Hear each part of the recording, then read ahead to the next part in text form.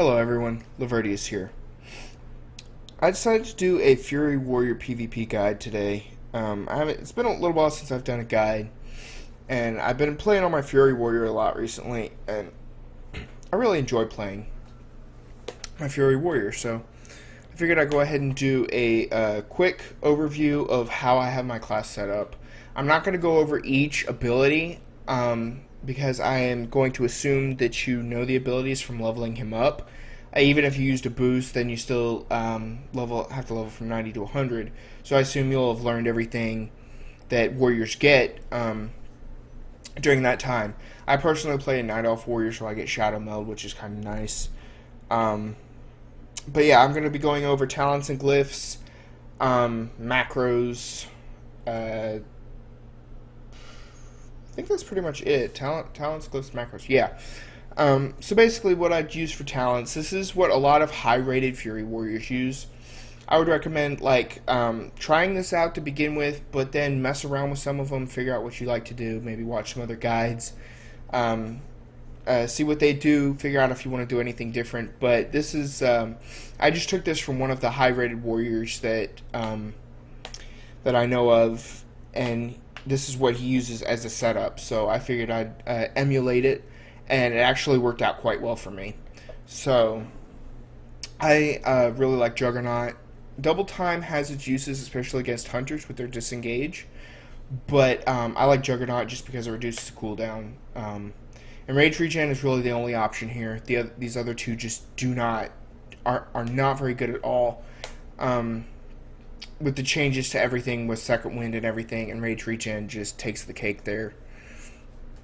For your level 45 talent, Unquenchable Thirst is kind of nice at times, but I really like Sudden Death just because you're hitting so hard with both your main and your offhand with executes that it just does the damage.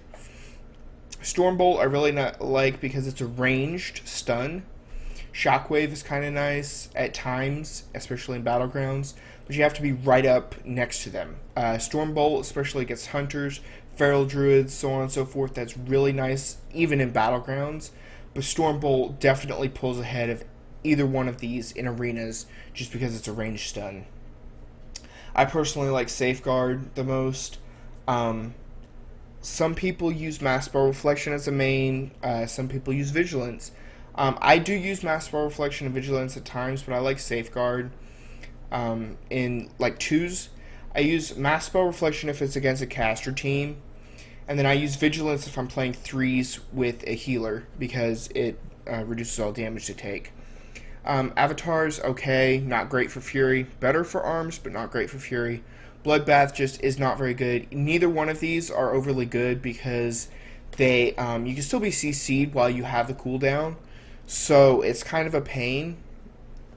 Because once people see the cooldown, they're like, oh, let's CC him. Whereas with Bladestorm, you can't be CC'd while you're in the Bladestorm. So once you start Bladestorm, you literally cannot be CC'd unless you stop it or until it ends. Level 100 talent with two-handers, with a healer, Siegebreaker is kind of nice. It does replace Intimidating Shout, but I like Anger Management just because of the cooldown reduction. Glyphs, I use Glyph of Bull Rush all the time. I use Glyph of Victory Rush all the time just because of that extra healing with Victory Rush. I use Shattering Throw against Mage or Paladin comp because of the immunities that they have.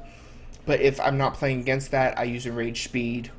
I especially like Enraged Speed against Druids and classes that have a speed increase because it allows me to move faster, catch up to them, stay within melee range.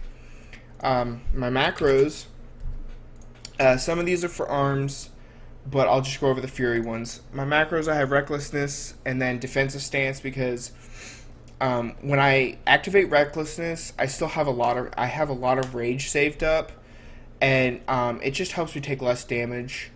So I like to macro that together. You can just go straight back into Battle Stance if you want, especially with one-handers. But I just macro it together just because most of the time I'll just sit in defensive stance during cooldowns. My charge, I have it macro with Piercing Howl. Hamstring also slows the target, but I like Piercing Howl because of the AoE effect.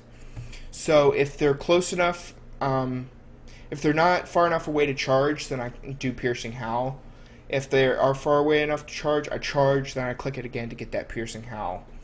It's really nice, really convenient.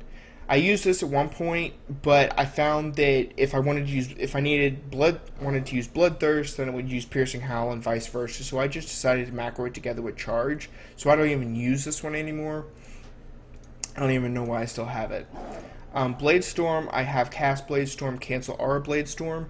I tend to use Blade Storm more offensively to get out of CCs like roots, snares, so on and so forth. So I like to use Blade Storm a little bit more offensively. So I have it to where I can cast it, then cancel it immediately just to get out of that. I have healing cooldowns. This is a maximum health increase trinket that I have for certain arena comps. I don't use it a whole lot just because I really like the versatility or strength. But I do have it. I have Rallying Cry and Enrage Regen macro together with Rallying Cry first so that you get that bigger health pool and then you Enrage Regen, because Enrage Regen is a percentage of your health. So you're going to get more healing if you have Rallying Cry active during that. I really like this macro. It's a mouse over macro for Intervene. It also works for, I can't remember what Intervene, what is Intervene? Oh, it is Intervene and then Safeguard. Okay.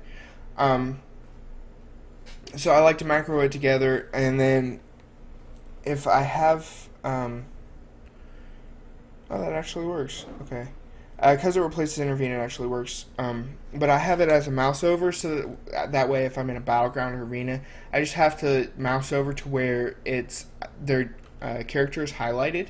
Then I can cast it as a macro, and so I don't have to de-target my current target.